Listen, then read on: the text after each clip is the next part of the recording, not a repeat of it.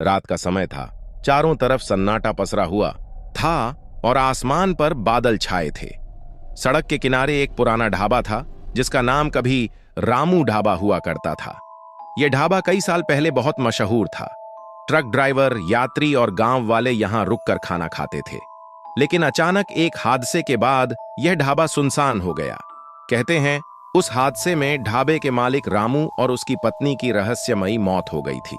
तब से यह ढाबा वीरान पड़ा है और लोगों का दावा है कि रात में यहां अजीब अजीब आवाजें आती हैं।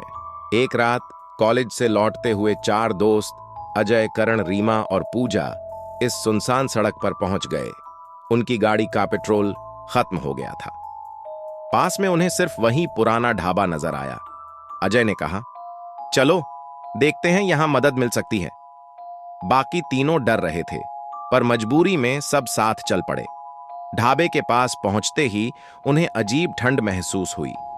खिड़कियां टूटी हुई थीं, दरवाजा आधा खुला था और अंदर घुप अंधेरा। ढाबे के बोर्ड पर मकड़ी के जाले और धूल जमी थी। रीमा ने डरते हुए कहा, मुझे अच्छा नहीं लग रहा, चलो वापस चलते हैं। लेकिन करण बोला, डरने की क्या बात है, यह सब अंधविश्वास है। और वह सबसे पहले अंदर चला गया। अंदर पहुंचते ही सभी ने देखा कि टेबलों पर पुरानी जली हुई कड़ी और बर्तन पड़े थे। अचानक हवा का झोंका आया और दरवाजा अपने आप बंद हो गया। ढाबे के अंदर अजीब सी सीलन की बदबू थी। तभी रसोई घर से बर्तन खनकने की आवाज आई।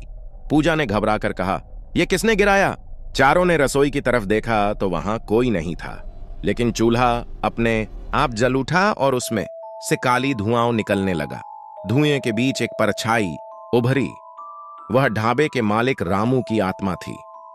रामू की आत्मा ने भारी आवाज में कहा, तुम लोग यहां क्यों आए हो?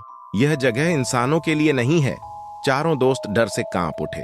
अजय ने हिम्मत जुटाकर पूछा, आप हमें छोड़ दीजिए, हम सिर्फ मदद लेने आए थे। तभी रामू की आत्मा बोली, मदद चाहते हो तो मेरी अधूरी इच्छा पूरी करो, तभी तुम बच पाओगे। फिर आत्मा ने बताया कि जिस रात उसकी और उसकी पत्नी की हत्या हुई, वे अपने ढाबे में बैठे ग्राहक के लिए खाना बना रहे थे। वह ग्राहक एक डाकू था जिसने ढाबे को लूटने और उन्हें मारने का प्लान बनाया था। लेकिन उनका शव कभी नहीं मिला और आत्मा भटकती रही। आत्मा की इच्छा थी कि उनके कातिल की सच्चाई सबके सामने आए और उनके शव को सही सम्मान मिले। चारों दोस्तों ने वादा किया कि वे इस रहस्य को सुलझाएंगे। तभी ढाबे की दीवारों से खून टपकने लगा और कमरे में और भी आत्माओं की चीखें गूंज उठीं। रीमा ने डरकर चिल्लाया, चलो यहां से। लेकिन दरवाजा बंद था, बाहर निकलने का कोई रास्ता नहीं था। अचानक ढाबे के एक कोने में पुराने अखबार बिखरे दिखे। अजय ने उनमें से एक उठाया तो उसमें उस रात की खबर छपी थी, रामू और उसकी पत्नी रहस्यमयी तरीके से गायब। उसके बगल में डाकू का फोटो भी था। तभी दीवार पर वही फोटो खून से खुद ब खुद उभर आया। आत्मा फिर से बोली, सच्चाई सबको बताओ, तभी हम मुक्त होंगे। चारों दोस्त ढाबे से बाहर निकलने की कोशिश करने लगे।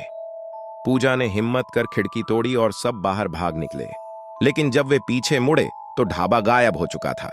वहां खाली जमीन थी, न ढाबा न कोई निशान। चारों के रोंगटे खड़े हो गए। उन्होंने कसम खाई कि वे उस डाकू की कहानी और रामू उसकी पत्नी की सच्चाई को दुनिया के सामने लाएंगे। लेकिन हर रात उन्हें सपनों में वही ढाबा दिखता और वही आवाज आती, जल्दी करो, समय कम है। आज भी उस सुनसान सड़क से गुजरने वाले लोग कहते हैं कि अगर रात में कोई रुके तो ढाबे से चूल्हे की गंध आती है और किसी औरत के रोने की आवाज सुनाई देती है। लेकिन सुबह होते होते ढाबा फिर से गायब हो जाता है। यह रहस्य अब तक कोई सुलझा नहीं पाया। शायद अगली बार कोई यात्री जब उस ढाबे पर पहुंचेगा तो सच्चाई सामने आएगी। चारों दोस्त अजय, करण, रीमा और पूजा उस रात बड़ी मुश्किल से ढाबे से बाहर निकले थे। लेकिन ढाबे का अचानक गायब हो जाना उन्हें और ज्यादा डराने लगा। अगले दिन भी वे चारों अपने अपने घरों में चैन से सो नहीं पाए। हर किसी को सपनों में वही ढाबा, वही जलता हुआ चूल्हा और रामू की आत्मा दिखाई देती। अजय ने तय किया कि अगर यह रहस्य नहीं सुलझाया गया तो वे सभी पागल हो जाएंगे। उसने बाकी दोस्तों को बुलाकर कहा, हमें उस डाकू की सच्चाई ढूंढनी ही पड़ेगी। अगर हमने रामू और उसकी पत्नी की आत्मा को मुक्ति नहीं दी तो शायद ये हमें कभी नहीं छोड़ेंगे। कर्ण, जो हमेशा बहादुरी दिखाता था, बोला, ठीक है, लेकिन हमें सबूत भी चाहिए। चलो गांव के बुजुर्गों से बात करते हैं। वे सब पास के गांव में गए और वहां के बुजुर्ग रघुनाथ से मिले। रघुनाथ ने पहले तो कुछ कहने से मना किया, लेकिन जब अजय ने उस अखबार की कतरन दिखाई तो उसका चेहरा बदल गया। रघुनाथ ने धीमी आवाज में कहा, तुम लोग जिस डाकू की तलाश कर रहे हो उसका नाम है भैरों। वह बहुत खतरनाक था। उसने कई गांवों में लूटपाट और खून किया था। कहते हैं रामू और उसकी पत्नी को भी उसी ने मारा, लेकिन पुलिस कभी उसके खिलाफ सबूत नहीं जुटा पाई। आज भी लोग मानते हैं कि उसकी आत्मा उस इलाके में भटकती है। यह सुनकर रीमा कांप गई। उसने कहा, तो क्या मतलब है? हमें सिर्फ रामू की आत्मा ही नहीं, भैरों की आत्मा से भी सामना करना पड़ेगा? रघुनाथ ने सिर हिलाकर कहा, हां, और यह आसान नहीं होगा, क्योंकि भैरों की आत्मा बदला चाहती है। उस रात चारों दोस्त फिर उसी सड़क पर लौटे। उन्होंने ढाबे को खोजने की कोशिश की, लेकिन वहां कुछ नहीं था। अचानक ठंडी हवा चली और ढाबा फिर से प्रकट हो गया, जैसे धरती से उग आया हो। दरवाजे पर रामू की परछाई खड़ी थी। उसने कहा, तुम लोग लौट आए हो? क्या तुम सच्चाई सामने लाने के लिए तैयार हो? अजय ने दृढ़ता से कहा, हां, हम तैयार हैं। अचानक ढाबे के अंदर जोरदार धमाका हुआ और बर्तनों की आवाज आने लगी। दीवारें हिलने लगीं। एक काली छाया प्रकट हुई। भैरों की आत्मा।